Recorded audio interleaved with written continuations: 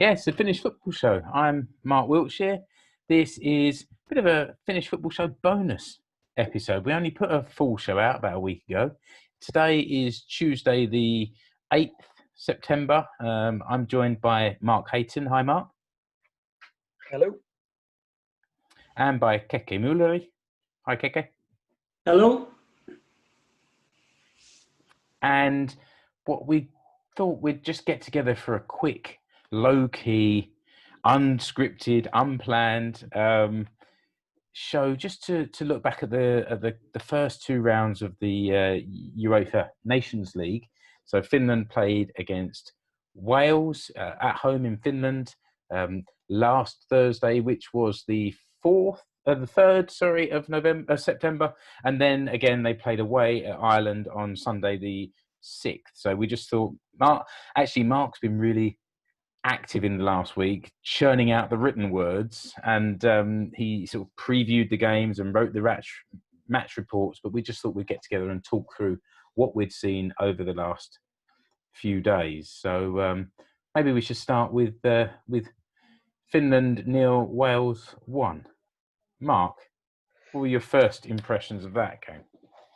Well, one of the things that I've kind of complained about a bit for a couple of years is that a lot of my previews end the same way, because we've only been playing 4-4-2 for, since like early 2017.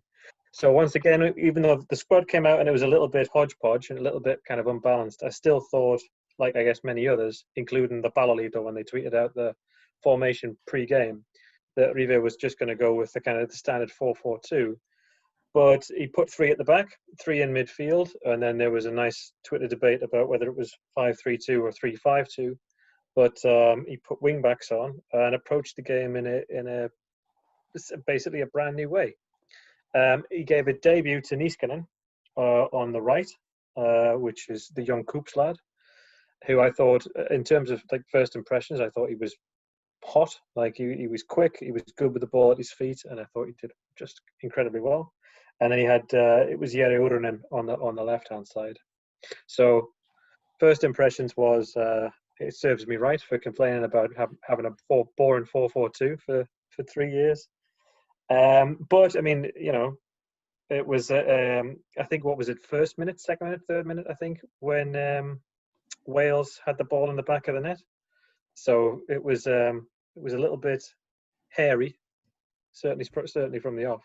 Yeah, you said is it 3-5-2 or 5-3-2? But those two wing backs are very different types of players. You had Urunen on the left, who is a defender, and you had Niskanen on the right, who is a winger. I mean, he's a left winger. This was what was really head scratching. Is you got a left winger playing right wing back, perhaps for the first time. Certainly for we've seen him play anyway. Yeah, I mean, Rich isn't here, so he'd be better place to comment on it. But I've never seen him play that deep or that far back ever. And he looked like your comment about he looked hot when, like you said, when he had the ball at his feet going forward. He looked dynamic. He was getting forward there and really making things happen. And yet, when the defensive stuff was happening, it was a bit more challenging.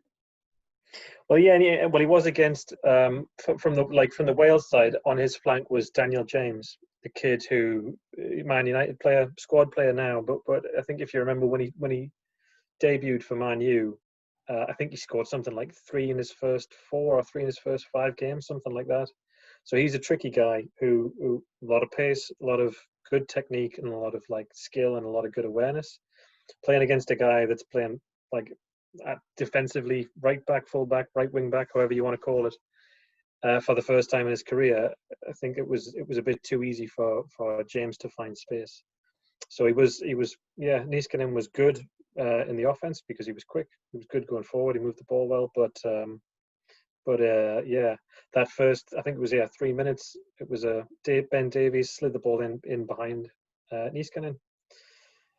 Danny James cut it across, and then it was Kiefer Moore, the big lad in the middle for Wales, who headed it home. But he'd fouled somebody, I think, in the build. Slammed someone to the deck. Yeah. Initially, I couldn't really see what they had blown up for there. I was like, Oh no! And then when you saw the replay, you did actually see the quite clear foul in the build up to him scoring the goal. So thankfully. What about the other end of the pitch, Keke? What did you think of Finland going forward? To be honest with you, I thought they did well. I mean, I was more focused. Like Mark there, I was more focused on the back really, because that's where all the new faces seem to be. But yeah, I mean, we certainly had our moments.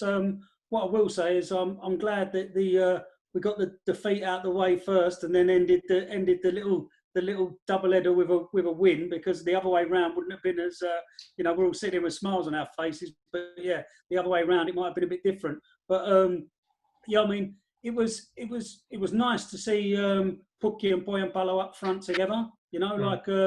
That's something that we've been craving for a while, I think, and that through whatever reasons they haven't been paired together for very often or for any length of time. So I think we was all pleased to see how that worked out. I mean, they both ran their socks off while they were there. You know what I mean? Poyampalo in both games, he was doing plenty of running while he was on the pitch. So yeah, it was just a bit, not really penetrative, really, was it? I mean, we talked about Niskanen. He put in, I think it was 3 or 4 absolute quality balls that probably should have resulted in at least hitting the target. I can remember at least 3 that were absolutely, strikers should be. That's the sort of thing they're begging for, so they should be eating those up really. But yeah, so all in all, I don't think we were too bad going forward. No, I think there was quite a lot. Sorry, Mark. Poyampalo as well. Like he won 2. So for those crosses, I think he had the knockdown for Joni Kauko when Joni Kauko smashed it in from 20 yards, but there was an off. I think Jolle was offside a little bit in the build-up, and then I think he also nodded it back across for Leo Väisänen when he shinned his shot square into the post. Yeah. So yeah, it was good to see Poyampalo back. He was doing really good up top, and I think he had. I mean, he could be pretty happy with how he played. I think he's strong, isn't he? So it does give you. It gives you that something else. He can shake off a defender and use his strength, hold the ball up or knock it down, as you say. But yeah, I mean, poor old Leo. This. It's we've all done that. 3-4 yards out, you've just thrown your leg at it, hit it square in a shin pad, and just watch it bounce back. There was a lot. You said, Keke, there wasn't that much penetration from the forward line, but in the second half, it felt like Finland had a lot more of the possession. And I've listened, obviously, to a few English or British football podcasts since then, and they've been talking about how well Wales did. And from my biased Finland perspective, we had a lot of the ball, especially in the second half, and it felt like Glenn Kamara was just growing and growing into the game. He wins tackles, he drives the ball forward, he passes the ball accurately. He's really developing, isn't he?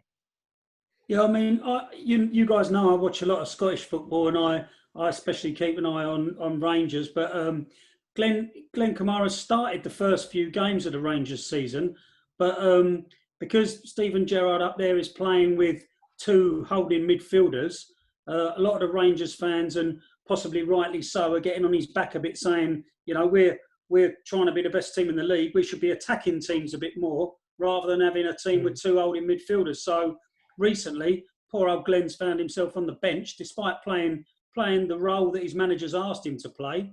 And so the last couple of games he sat out. But yeah, you're absolutely right, Mark. For Finland, which makes me believe that he is being asked to play in a certain way for Glasgow Rangers, because when he does play for Finland, he's like he still plays that destroyer role, where he breaks up opposition play, breaks up their attack, but then he'll carry the ball, or he'll look for a more offensive pass than he does when he plays in the SPFL. So yeah, I mean, we said on our little WhatsApp group, first 5 minutes he looked quite decent. Then Wales sort of came into the game a bit, but you're right. In the second half, when Finland did get hold of it a bit more, he had a decent game, old Glenn. Mm. Yeah, he did all right, and I think he was certainly one of the better performers for us in the Wales game. I think what Wales did well is that they turned the middle of the pitch into a bit of a quagmire. So they kept throwing in niggly tackles. There was a couple of yellow cards thrown around, and it just stopped us from moving the ball quickly. And I think as soon as Wales got time, they just shoved everybody behind the ball. We were throwing crosses into the box or relatively long passes, and they were just sort of keeping a tight unit at the back, low block as it's called these days. It used to be called parking the bus, but low block, and dealing with it and heading it out, and just waiting for us to hit them on the break. So in the second half, particularly, Gareth Bale didn't come back out in the second half, so they lost a lot of their ability to move and play with the ball. So they just sort of sat back and let us kind of try to advance onto them, but it's turned it into a bit of a niggly affair. And I have a confession to make to all the listeners, and I didn't watch the game on Sunday. I went to the cinema instead, and it was one of those opportunities that, it's either this evening or it's not going to happen, and the timing was lousy. So I went to see Tenet with my kids at the cinema, and I didn't see the Ireland game, so I'm going to butt out of the next section while you two explain how it was better or worse or the same as the Wales game on Friday. How the result clearly was better with a 1-0 win as opposed to a 1-0 defeat. But how did the game go itself? I mean, in the build up to that, after the Wales defeat, I have to admit to being a little bit worried about what was going to happen. In Ireland, going away from home. I really did think that in the Wales game, the Olympic Stadium looks fantastic. I really like the shot of where the players come out the tunnel, and you've got those old 1950s style doors that they come out of. That look fantastic. But I really do think that the Finland team could have done with the fans there. To just give them a little bit extra. We know how important the fans are to the Finland team. So I think that may have been a bit of an issue. And then going away, I know for a fact that there would have been many of us over there as well in Ireland to give the lads a spur on. So yeah, I was a bit. I have to admit to being a bit worried, but it was not a completely different game. It was a similar game. We played all right in the Wales game. It was just a result really, but yeah, they really played well. There was I think Mark will corroborate. There was a couple of moments when was already 1-0 up, but they were really trying this play it out from the back lark, and seemed to they got caught out a couple of times there. But it's practice makes perfect, I suppose. Yeah, it was. Yeah, there was a couple of hairy moments. This sort of style of play, which is a little bit more progressive, a little bit more technical. It does have the back three and like guys like Glenn Kamara dropping deep. They have that the futsal goal kick that you can have these days, where you just leave it to the guy in the box and they try to play it out. We've started to do that. So isn't that Pep Guardiola's fault? I've got my heart in my mouth whenever that happens. But I think the game was a lot different. We in the sense that Niskanen dropped out, Uranen dropped out, and Joni Kauko dropped out, and they were replaced by Nikolai Alho, Robert Taylor in the middle of the pitch, and then on the other side it was Nico Hämäläinen for his debut. So another debut guy. And to be fair, all three of those had cracking games, didn't they? Well, I think the first thing is that Alho is a right back for Hoyiko now, after having played I think 5 or 6 years as a winger.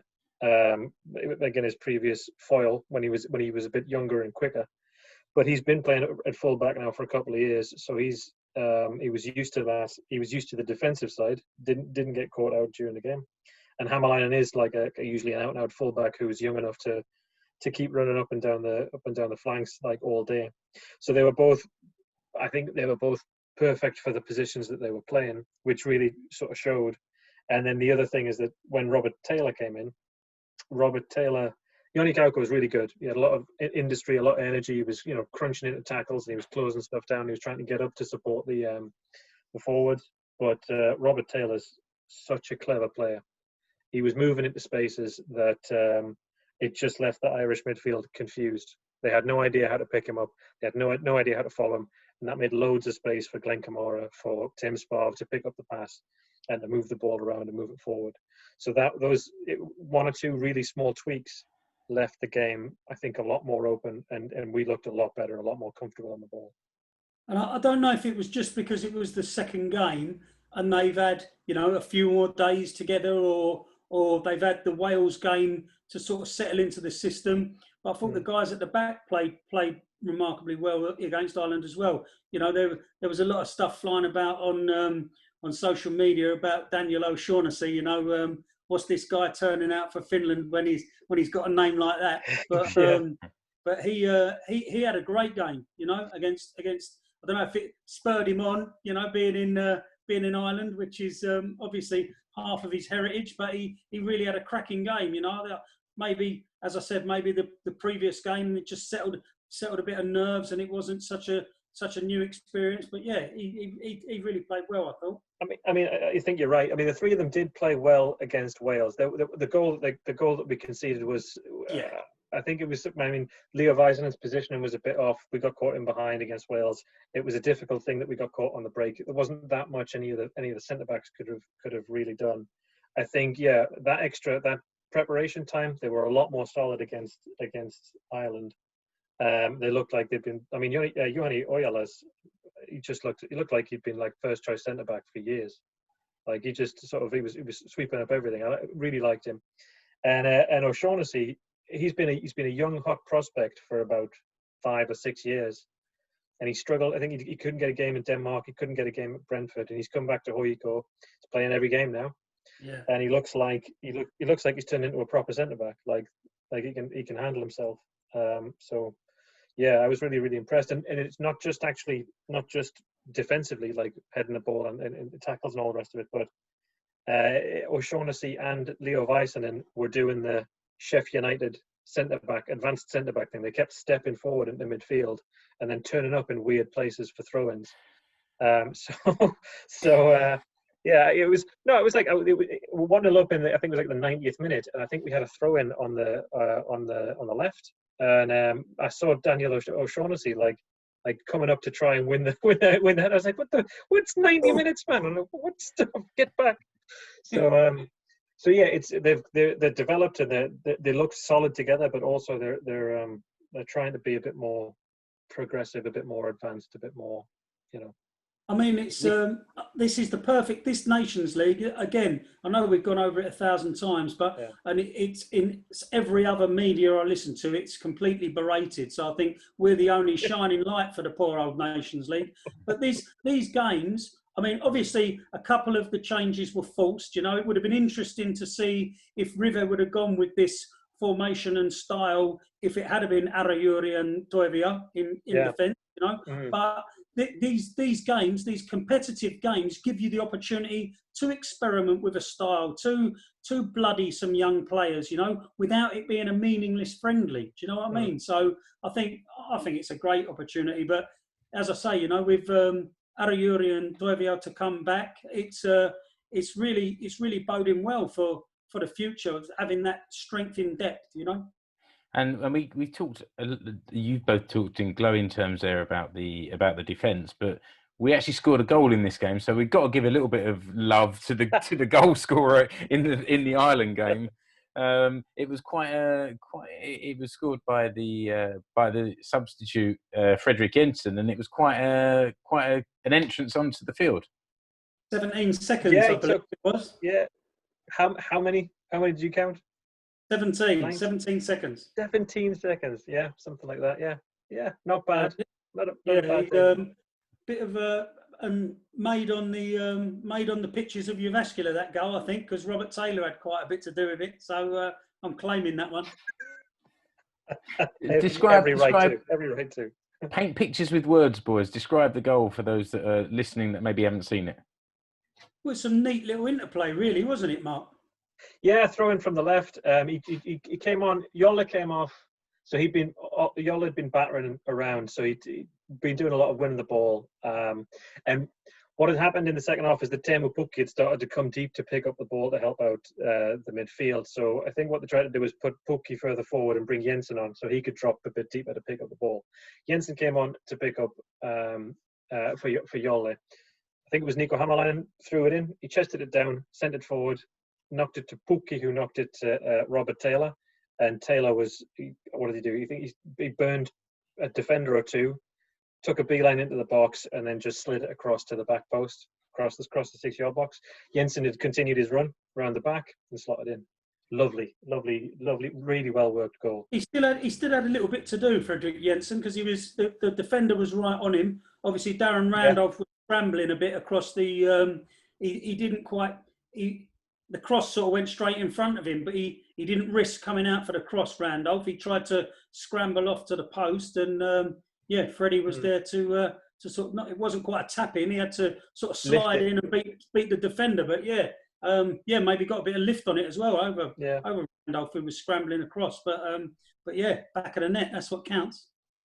It certainly is, and I guess the thing that seems to be the takeaway from all of this, we're recording this Tuesday evening, and in about 20 minutes we're going to go and watch England play against Denmark. There's been some pretty stodgy football, would that be fair to say, over the weekend? Not necessarily just in the Finland games, but a lot of teams that don't quite look ready to play football yet, because half the squad haven't played for 6 months and the other half have played all the way through into August, but they've had the last few weeks off, and it's a bit sort of all over the place. So hopefully this now starts to, certain leagues are starting to come back to playing, and obviously the Finnish league continues, and the next couple of Nations League games are in October.